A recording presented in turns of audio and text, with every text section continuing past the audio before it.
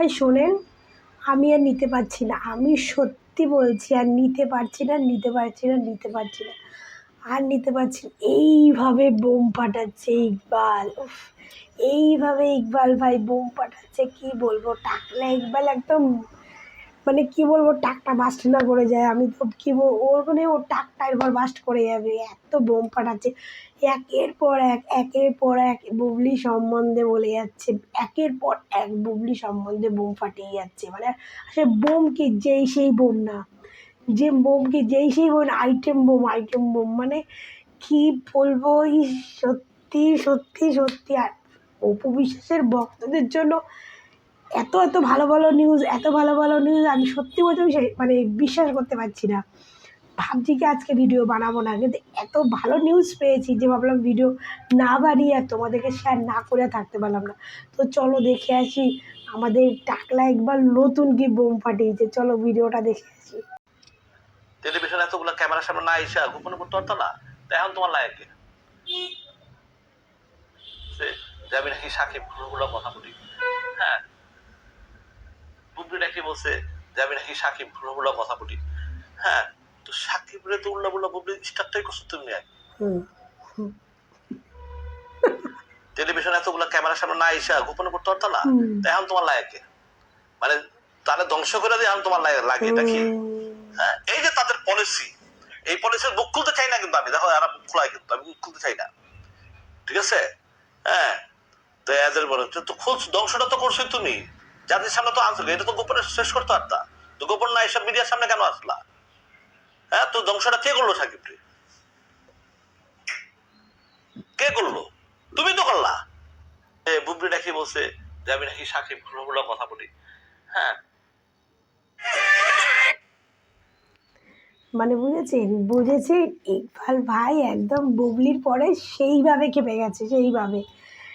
ইকবাল ভাই এখন বলছে যে বুবলি বলেছে আমি সাকিবকে উল্টাপাল্টা কথা বললি, তো শুরুটা তো তুমি করেছো, শুরুটা স্টার্টটা তো তুমি করেছো, তার মানে বুঝতে পারছেন সাকিবকে নিয়ে যে ষড়যন্ত্রটা হতো এটা এবার পুরো একদম ক্লিয়ার, সাকিবকে নিয়ে পুরো ষড়যন্ত্র চলছিল, সাকিব খানকে পুরো বরবাদ করার প্ল্যান চলছিল, যার বড় ভাগিদার ছিল বুবলি ম্যাডাম, যার বড় ভাগিদার ছিল বুবলি ম্যাডাম। কারণ দেখলেন বুবলি ম্যাডাম যতদিন রিভেঞ্জ চলেছে, শুরু থেকে একদম রিভেঞ্জ রিলিজ হওয়া অবধি প্রচুর খেটেছে, যে কোনো জায়গায় প্রমোশনে সব কিছু ইকবাল ভাইয়ের সঙ্গে দেখা গেছে, প্রমোশনে গেছে, বিয়ে করেছে, কিন্তু যেই 2 থেকে 3 দিন দেখলো তার রিভেঞ্জ ফ্লপ হয়ে গেল, সেই পুরো পুরো ডিটো ঘুরে গেল, পুরো ঘুরে গেল। এবার ও দেখলো যে আমার যদি আবার নতুন করে উঠতে হয় তাহলে আমার সাকিবের নাম নিয়ে চলতে হবে, সাকিবের নাম নিয়ে চলতে হবে, পুরো ডিটো ঘুরে গেল, তখন পুরো দোষ সব ইকবাল ভাইয়ের ওপর দিয়ে দিল। আমি ইকবাল ভাইকে বললো, ইকবাল ভাইকে বলছে আমার স্বামীর সম্বন্ধে উল্টাপাল্টা কথা বলছে, তাই আমি তার প্রমোশনে যাচ্ছি না। কোথায় যাননি আপনি প্রমোশনে? আপনি রিলিজ হওয়ার দিন অবধি আপনি প্রমোশন করে এসছেন, আপনি বলে প্রমোশনে যাননি? আপনি যেই ফ্লপ হয়ে গেছে সিনেমা, সেই আপনি কোনো প্রমোশনে যাচ্ছেন না।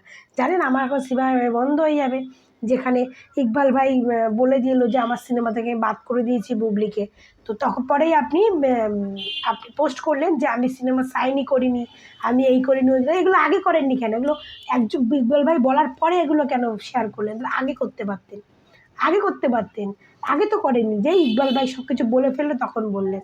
ইকবাল ভাই আপনার স্বামীর সঙ্গে, ইকবাল ভাই তো বললো আপনি সব কিছু শুরু তো আপনি করেছেন, আপনি যদি এত ভালো হতেন তাহলে আপনি সব কিছু গোপনে গোপনে মেটাতে পারতেন, কিন্তু আপনি গোপনে গোপনে মেটালেন না, আপনি সেটাকে পুরো মিডিয়া করলেন। শেষ তো ঠিকই তো বলেছে, সাকিবকে শেষ তো তুমি করেছো, সাকিবকে ধ্বংস তো তুমি করেছো, তুমি করেছো। আর সেই সুযোগটা পেয়েছিল এই ইকবাল ভাইয়েরা, যে সাকিবকে ধ্বংস করার, এও আমাদের সঙ্গ দিচ্ছে, ব্যাস বেশি করে সাকিবকে ধ্বংস তো করতে পারলো না, সাকিবকে ধ্বংস করতে পারলো না, তার জন্য অপু বিশ্বাসের পেছনেও পড়ে থাকা হলো, এই দুজনকে একবারে ধ্বংস করতে, কাউকেই ধ্বংস করতে পারলো না। লাস্টে বুবলি ম্যাডাম ভাবছে না এবার সাকিব খানকে না হলে তো আমি আবার দাঁড়াতে পারবো না, তো চলো আবার সাকিব, স্বামী কার স্বামী, কার স্বামী? সাকিব খান বলেছে আপনাকে বিয়ে করবি, তারপরে আপনার সঙ্গে কোনো সম্পর্ক নেই, সব প্রমাণ সাপেক্ষ, তারপরে আপনি তাকে স্বামী দাবেন কেমন করে? এই না 2 দিন আগে আপনার ভক্তরা পোস্ট করেছিল, যখন 25তম জন্মদিনে আমাদের অপু বিশ্বাস পোস্ট করেছিল, বাবুর বাবা ওয়াইফ লিখেছিল, আপনার ভক্তরা পোস্ট করেছিল কি ওয়াইফ কী করে হয়? বাবুর বাবা তো বুঝলাম, তো ওয়াইফ কী করে হয়? তো আপনার স্বামী কী করে হয়? আপনার স্বামী কী করে হয়? আপনারা তো আপনার তো একসঙ্গে থাকেন না, আপনাকে তো শাকিব খান ছাইড়ে দিছে পুরো মিডিয়ার সামনে খুল্লা বলে, তো আপনি এখনো স্বামী কন কী করে? হ্যাঁ, স্বামী কী করে কন? ওই স্বামীরে ইকবাল সাহেবদের সঙ্গে মিল্লা ধ্বংস কইরা এখন আবার স্বামীর সঙ্গ ধরছেন, কারণ আপনি ওকে ধ্বংস করতে গিয়ে তো আপনি নিজে ধ্বংস হইয়া গেছেন। এই জন্য আবার আপনি সাকিবকে না ধরলে তো আপনি আর উঠতে পারবেন না। আপনি ভালো করেই জানেন যে আপনার ইমেজ পুরো ডাউন হয়ে গেছে। আপনার সিনেমা একটা না দুটো সিনেমা থেকে আপনি বাদ পড়ে গেছেন। আমার তো মনে হয় না যে আপনাকে নিয়ে ভবিষ্যতে কেউ ভালো সিনেমা করবে। তারপরে আপনি যে সিনেমা করছেন তার গল্প একটাও ভালো না। যেমন আপনি যে জঙ্গলি সিনেমা হয়ে আছে সেটাও রিলিজ করলো না, কারণ জঙ্গলি তুফানের কাছে টিকবে না, তার জন্য জঙ্গলি রিলিজ করতে পারলেন না, তুফানের কাছে টিকবে না। তার মানে আপনার ছবির মধ্যে যে কমজোরিটা আছে সেটা আপনাদের ডিরেক্টর প্রডিউসাররাও জানে যে আপনার ছবির মধ্যে যে কমজোরিটা আছে। তাও তো ইকবালের বুকের পাটায় দম আছে, যে তুফানের সঙ্গে সে রিভেঞ্জ এনেছিল, কিন্তু সেই বুকের পাটার দম অন্য কোনো ডিরেক্টর প্রডিউসারদের নেই। ঠিক আছে, এই যে জঙ্গলি এলো না, পরে আসবে, পরে হয়তো আসবে, বাট তুফানের সঙ্গে আনবে না, কারণ ওদের বুকের পাটায় দম নেই তুফানকে টক্কর দেওয়া। কিন্তু আপনি ইকবালের সঙ্গ দিয়েছিলেন যে আপনি টক্কর দিতে পারবেন আপনার রিভেঞ্জ নিয়ে, কিন্তু 2-3 দিন যেই কেটে গেল সেই আপনি একদম পুরো ইকবালকে একদম একা করে দিয়ে আপনি পুরো কেটে পড়লেন, পুরো একদম সাইড হয়ে কেটে পড়লেন। আর দেখুন, আমি তো মানলাম না বুবলির সঙ্গে বুবলির স্বামী দরদে আসেনি, রোশন আসেনি কেন? রোশন কেন প্রমোশনে আসেনি? বুঝেছেন, দুজনেই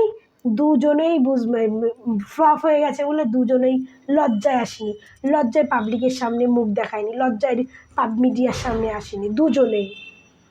দেখলেন তো, বুবলি না স্বামীর ইয়েতে আসেনি, রোশন কেন আসেনি?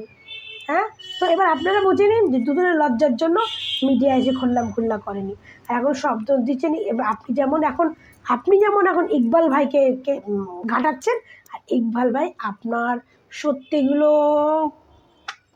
সব তুলে ধরছে, অল্প অল্প করে আপনার সত্যিগুলো সব খুল্লা করে দিচ্ছে। খুল্লা প্যার করেঙ্গে হাম দোনো। তো যাই হোক, আমাদের তো ভীষণ খুশি, কারণ আমাদের অপবিশ্বাসের ভক্তদের ভীষণ খুশি, কারণ আমরা চাই আমাদের অপবিশ্বাসের গায়ের উপর যেটুকানি দাগ কালিমালি ছিল সব এবার পাবলিকে বুঝে যাবে কার সত্যি কার মিথ্যে, কোনটা সত্যি কোনটা মিথ্যে। ঠিক আছে, আপনি আমাদের অপবিশ্বাস কোনদিন কপি করতে পারবেন না, কারণ আমরা জানি আমাদের অপবিশ্বাস কীরকম। তো আপনি যেটা করবেন আমরা বুঝেই নেবো যে আপনি এগুলো কপিবাজ করছেন। তো যাই হোক, আজকে এবারের ইকবাল ভাই পরিষ্কার করে বলে দিল যে সাকিবকে ধ্বংস করা, সাকিবকে শেষ করেছে একমাত্র বুবলি বা সাকিবকে শেষ করেছে, ধ্বংস করেছে। ঠিক আছে, বুবলি পুরো মিডিয়াতে এসে সাকিবের সম্বন্ধে নিন্দা মন্দ করেছে, যার সঙ্গ ইকবাল ভাই এরা দিয়েছে।